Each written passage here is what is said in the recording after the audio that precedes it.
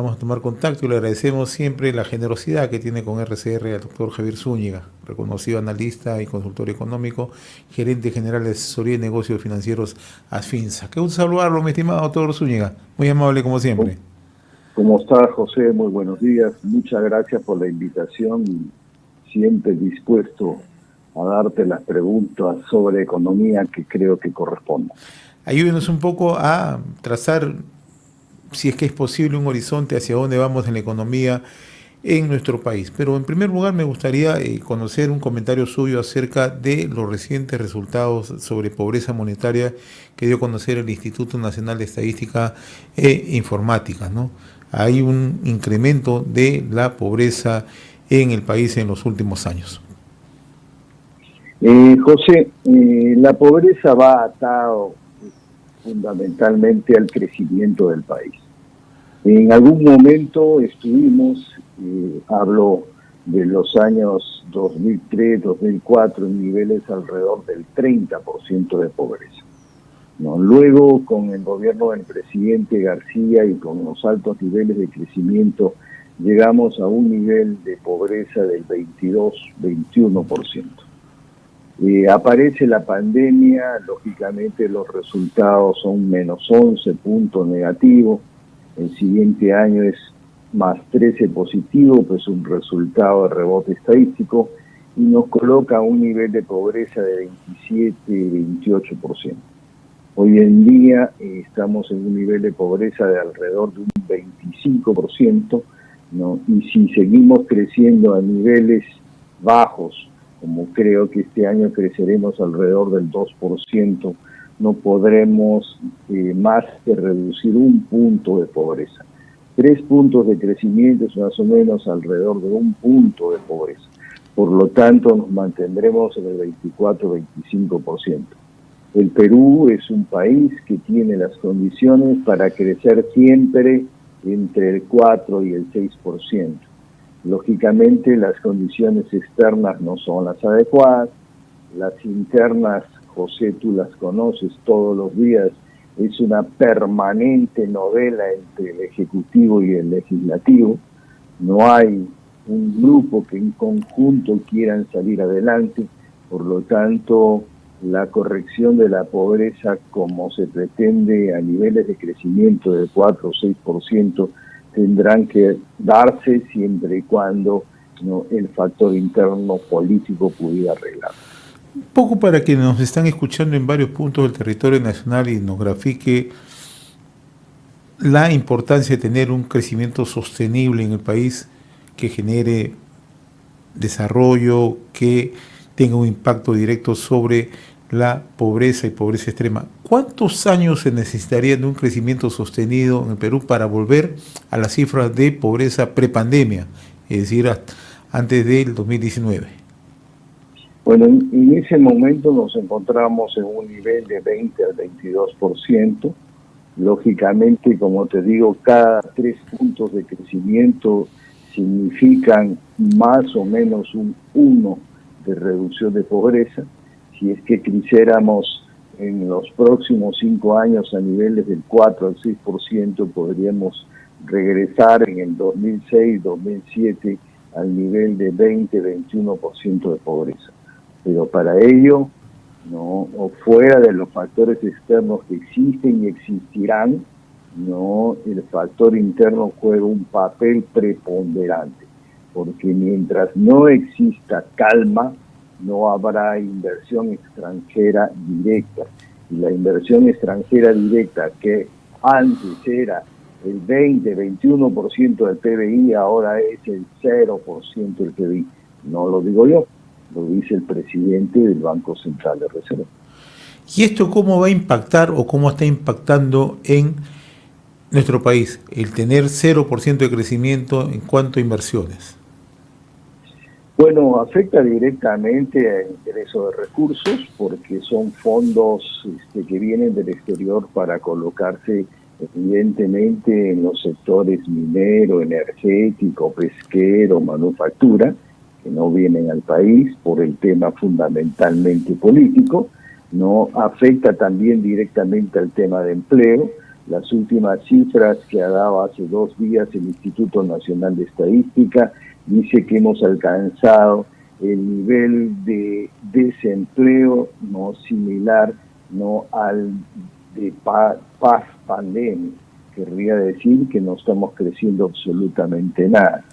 El tema de inversión es un tema fundamental para el crecimiento de la economía.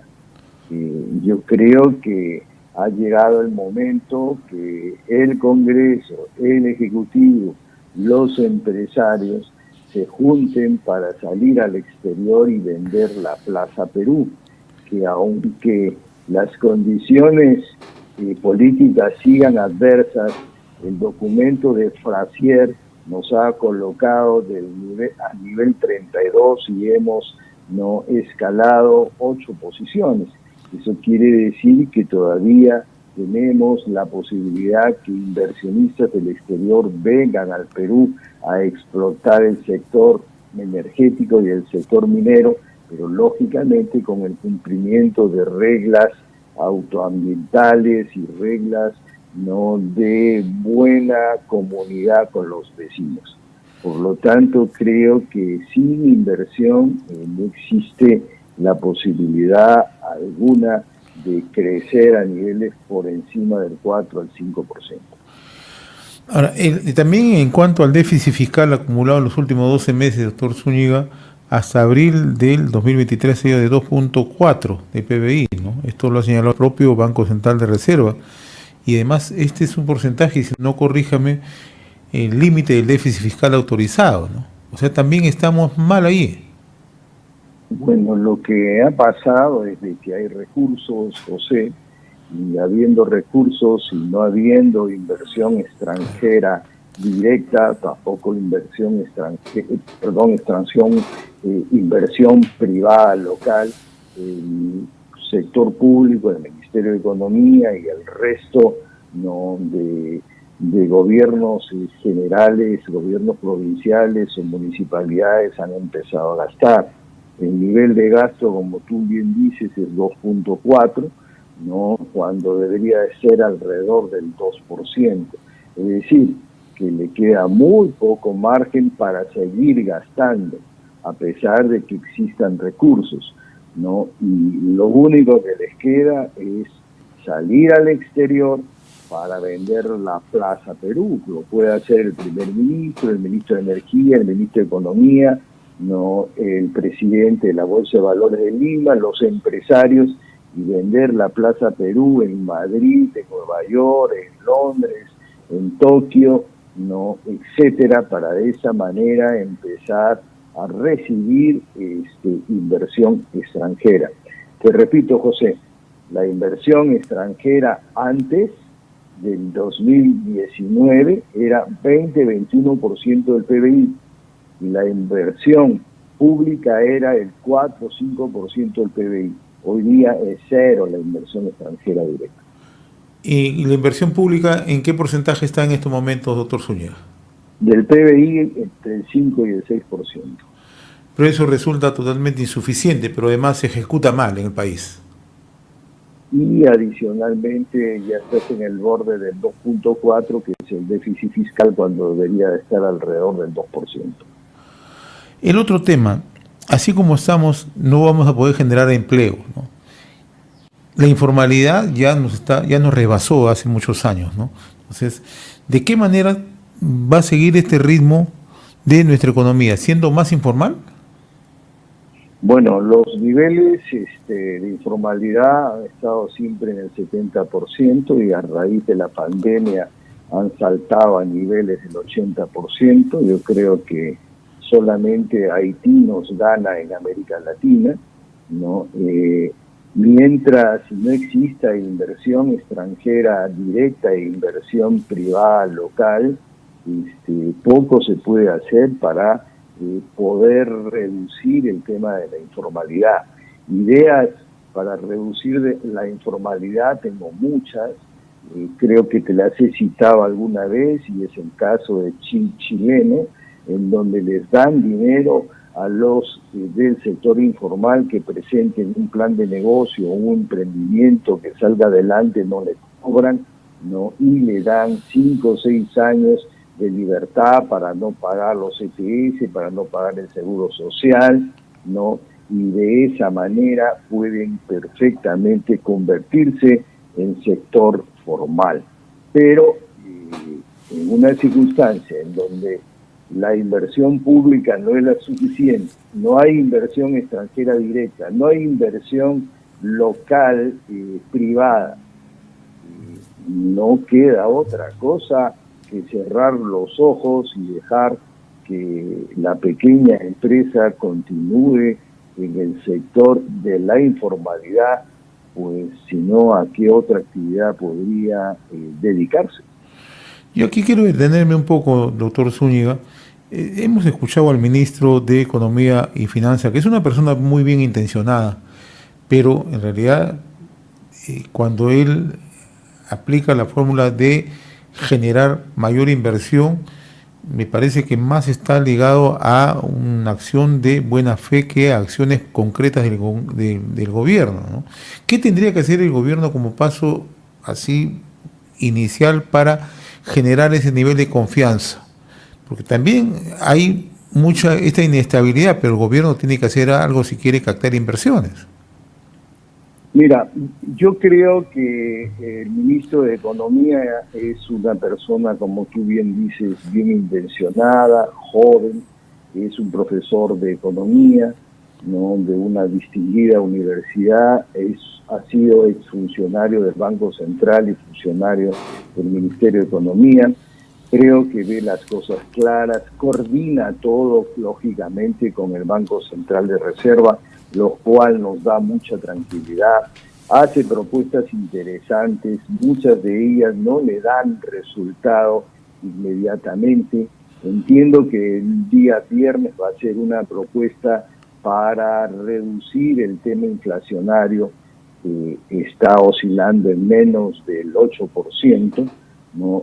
Pero yo creo que ya se le acabó las ideas, ¿no?, locales. Lo que tiene que hacer es salir al exterior, repito, con el presidente del Consejo de Ministros, con los empresarios y con el presidente del Banco Central, y de repente una charla, una conferencia de la Presidenta de la República vía internet, Zoom, Meet o lo que sea, para de esa manera vender la Plaza Perú.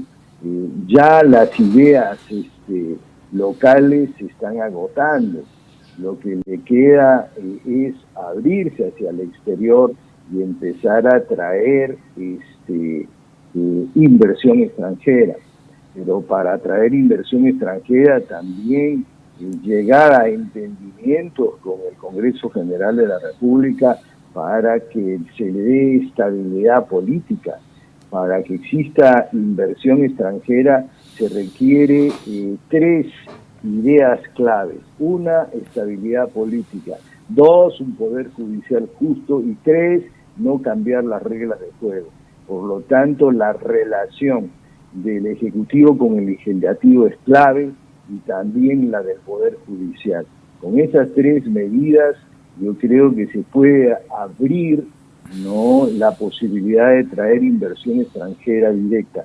El Perú es un país con cualquier cantidad de recursos, no lo digo yo, lo dijo Raimondi, estamos sentados encima de un monte de oro, de un monte de minerales, y lamentablemente va a llegar aquel momento en donde los minerales ya no se requieran, porque pueden haber sido sustituidos por otro tipo de insumos.